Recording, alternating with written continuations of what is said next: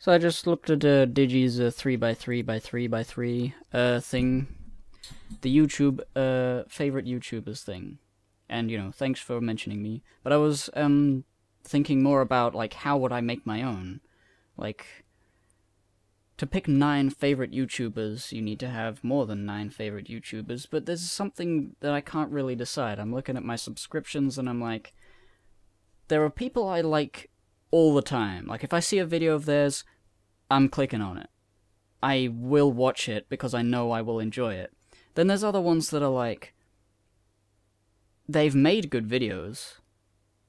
They haven't made very good videos recently, and maybe if I looked at them, they may not be as good as I remember.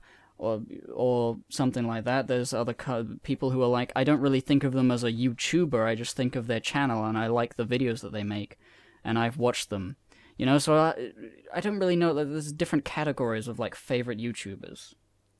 I just can't decide, because there's one the point of a 3x3 is just to put it in a square so it's nice and easy to as an image to throw around. Like, look at this square of things I like.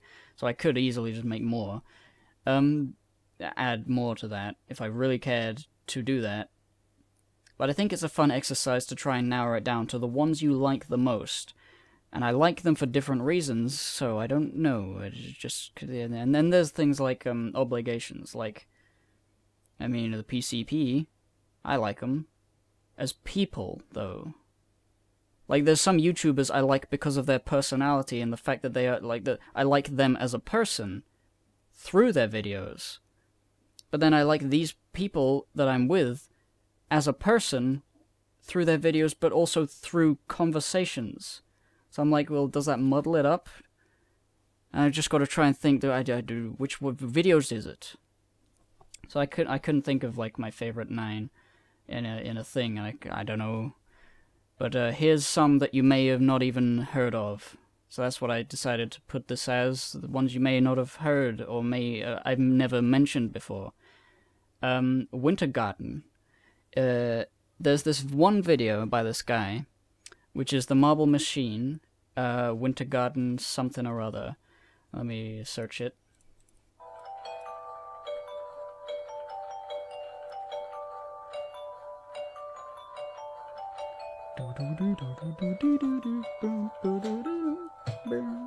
Anyway, he made like a contraption which is like made of wood and instruments like taped to it and nails to it, and it's like, whoa, it's all like cool and shit. And he got a bunch of marbles to play a xylophone and fall onto a fucking bass guitar to like boom boom boom, and a drums, and like, that's really cool. And he got 67 million views. And the reason I like that video and I like that song that he played. But then since then he has sort of become like a really incredible YouTuber in a way that is like, how the fuck are you that talented? How can you do all that stuff? You're just like a fucking savant at things. So the idea is that he is going to rebuild the Marble Machine. He's going to make it the Marble Machine X, and he's going to document the experience of him doing that, as it goes through, and he's got like videos of him in his small studio, in a small workshop, and he bought a CNC machine to like robotically cut out pieces of wood that he would design on his computer, and instead of like just building it by hand and drawing on pieces of like this. So he's upping like the production of it. He's making it more reliable so that he can take that machine on tour and play more than just 1 song or 2 songs.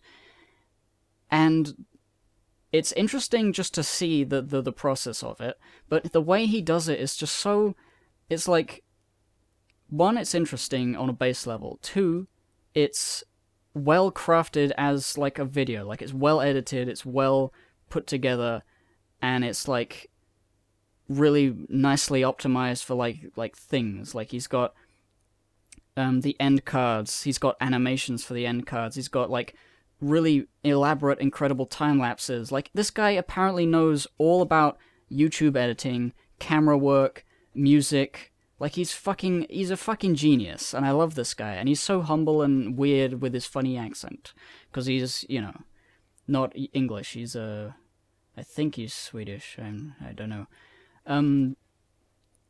But like you look at any of these like videos of him making part of his machine, and he goes through the process of like, well, for this part of the machine we need to we have to figure out how to make this happen. Like his most recent video was, there's a problem with the magnets that bring the marbles up to the top of the machine, because once the marbles go through a couple times, they start becoming magnetized, and they stick together, so he has to think of a solution to this problem. And he goes through, like, you know, he says he found this YouTuber building other marble machines, and he asked them, and he's like, there's ways to, you know, it's hard to explain, but it's just like a level of polish that is like unbelievable for like a one person, because he's, as far as I can tell, nobody edits these videos for him. He just sits at his computer, and like in that last video, the one with the magnet, he got distracted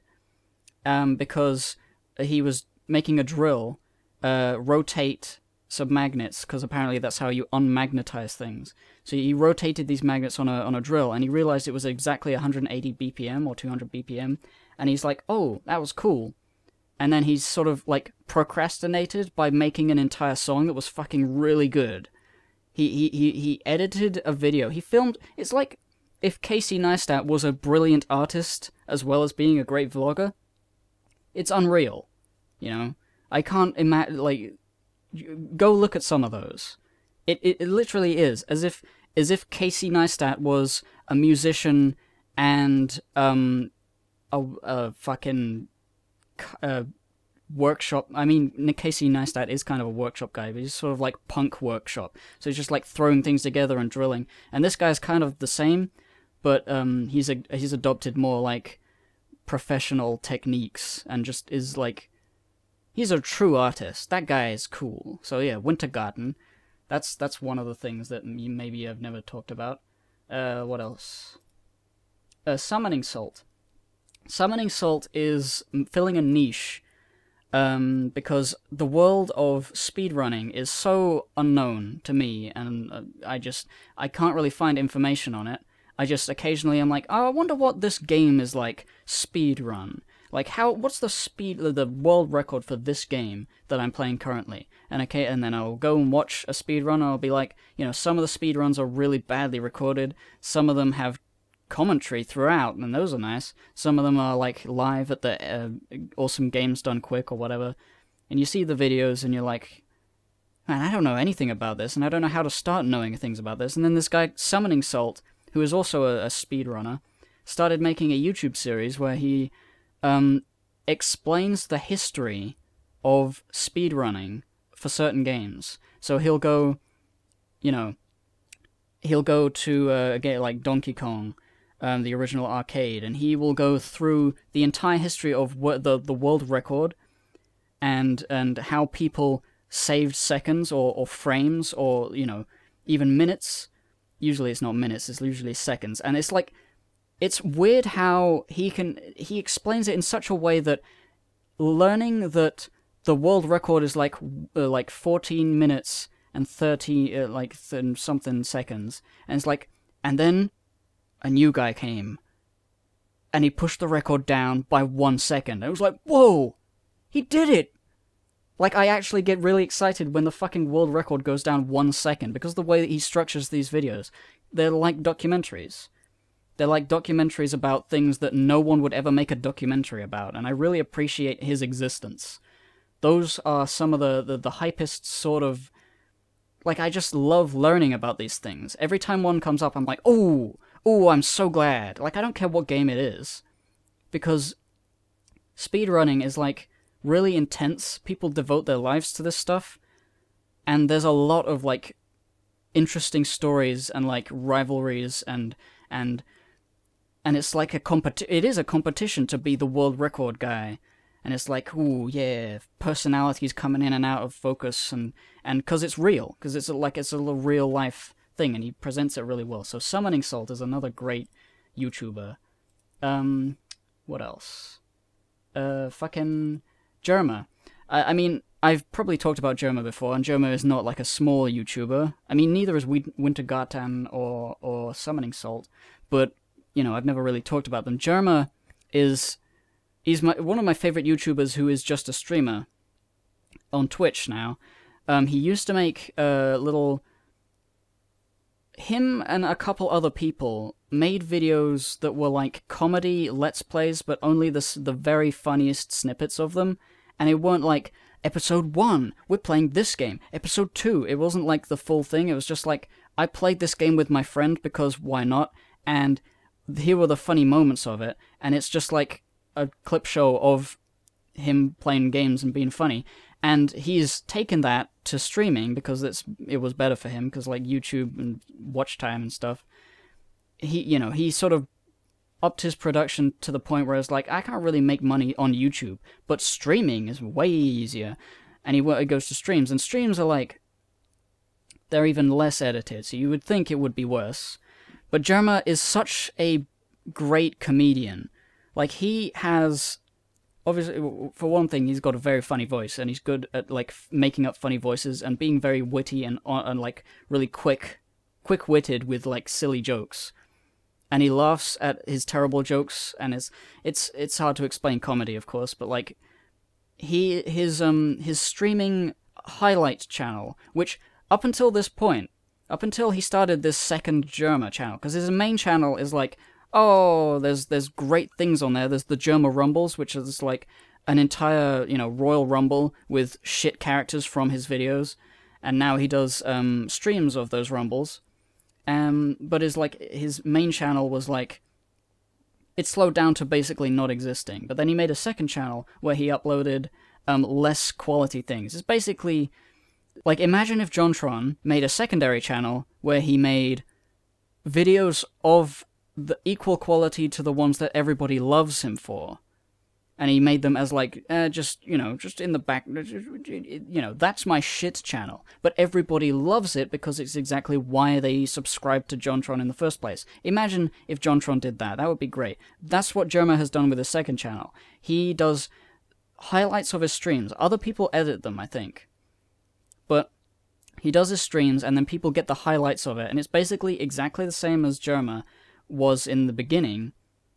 But it's his streams, and it's hard to explain. He's just like the funniest gaming YouTuber there is. I like him the most. Like, more than Dunkey, I think. I mean, Dunkey's alright, but it's... I don't know. It feels too much like... Well, it's a different kind of comedy, because Dunkey is like talking to the camera. He's talking to the watcher of the video. In Germa, it's like he's making jokes on the fly about what he's doing. And even, just like, he's having a chat with you, and he's just a funny person. It's like one half of a Game Grumps Let's Play. Except you're the other guy. Like, the Twitch chat is Grump, and he's not so Grump, or something like that. The Germa's great, I don't know. Just trying to explain that. Tom Scott.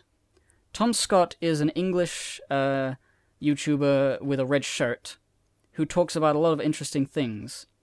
And I like his videos about stuff, where he talks about things and stuff, which are, they're interesting. But what I've really liked recently is Matt and Tom, the Matt and Tom's Park Bench, which is a separate channel, where he and his friend Matt, who is usually behind the camera in a lot of the Tom Scott main videos, they just sit on a park bench and talk about, like, stuff and things. And it's weird to just say that. Like, I don't know how to explain it. I like the way they talk about things. I like them. It's basically the Hello Internet podcast, which is, a great podcast that I like. It's like the feeling of that podcast, but with Tom Scott and his friend Matt. Tom is the CGP Grey, and Matt is the Brady. I would think that would work. They don't talk about, like, lofty topics that much, but sometimes they do. But it's like, it's just a really nice thing to look at. Like, I really love clicking and watching those, even though sometimes it's about a video I haven't even seen on Tom's main channel. Like they talk about the behind the scenes of how they got to a place and what the problems were in, you know, creating a video, or they just talk about something that both of them know about.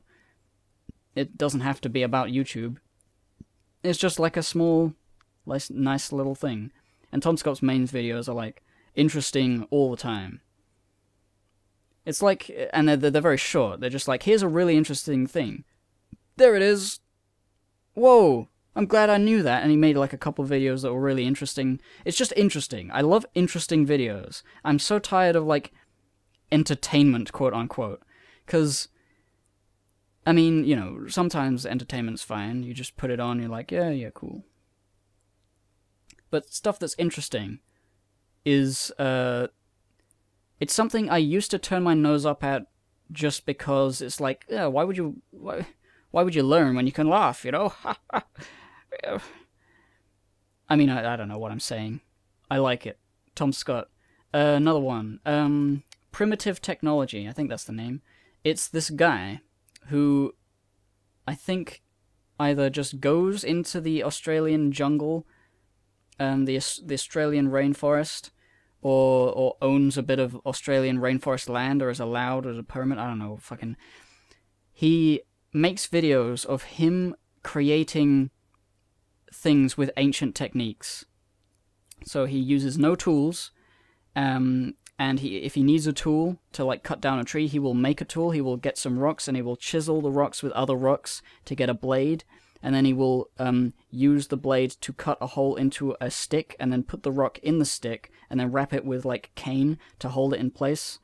And then he can use that to chop down a tree to get like sticks, or like a small tree, like a little sapling tree that he can use for like bundles of sticks for things. He often shows like how to make a fire starting with nothing. You got a little bushel of crumb, a little bushel of schluff. I don't know what it is, and you know he shows you how to do these things, or rather he just demonstrates it. And the thing I love about his videos is that there's no commentary whatsoever. There's no audio, there's no production value, it's not a show, it is just, it starts with him, you know, the video of the title is what he's making, the thumbnail is it completed, and then you just see the process. And if you turn subtitles on, you can see notes about what he's doing. And that's just some of the most comfy entertainment I've ever seen in my life. It's just, he makes a hut out of mud. And what he does is he gets water and mud and he mixes it together. Sometimes he needs clay to make pots to fire the pots, and then gets the pots to bring the water over to where he's making the mud. It's hard to... it's not hard to explain. It's hard to in-depth analyze things like this. I don't know what I'm supposed to say other than please watch it, it's good. But Primitive Technology, it's like if you wanted to make a, you know, you always think, oh, wouldn't it be cool to be out in nature and living off of your own wit and your own skill and not having to rely on going to the supermarket? You know, it's a fantasy, and I don't have to do it, because nobody wants to do it. People think about, wouldn't it be nice? Wouldn't it be nice to just not have to worry about fucking money, ever? Just live in a place without it. It's just great, but nobody actually wants to do it because it's a lot of work. And then this guy comes along and he shows you what it's like, without being a personality, without being an annoying piece of shit, without it feeling like, hey guys, I'm gonna build a fucking raft! I mean, I don't think he's built a raft yet, but like, you know, it's just, here it is. It's just lovely. It's just lovely, and it scratches an itch. I think a lot of these things I'm talking about scratch certain itches that I don't know or get from any other YouTuber or channel, I should say. But yeah, Primitive Technology, he's great. Engineerguy.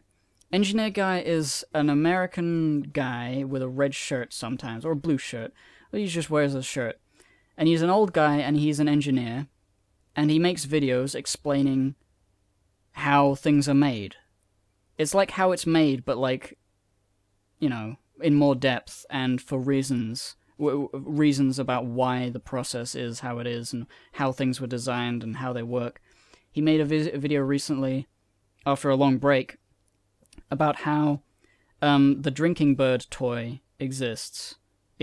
works, and like the way that the stuff inside works, and is like, and he demonstrates it, and he's just got a really soothing voice, and he's just explaining it very matter-of-factly that this is how it is, and blah blah blah. It's just like, I think I just appreciate things like that in YouTube. So much of YouTube is screaming, loud, kid-friendly. What I mean by that is like attention-grabbing, you know, because kids are the biggest market on YouTube, we got to be loud and obnoxious and annoying and flashy editing. It's like, the engineer guy is just a very reserved, normal person explaining something. And I'm like, yes, please explain more. Please tell me how an aluminum can is designed and why.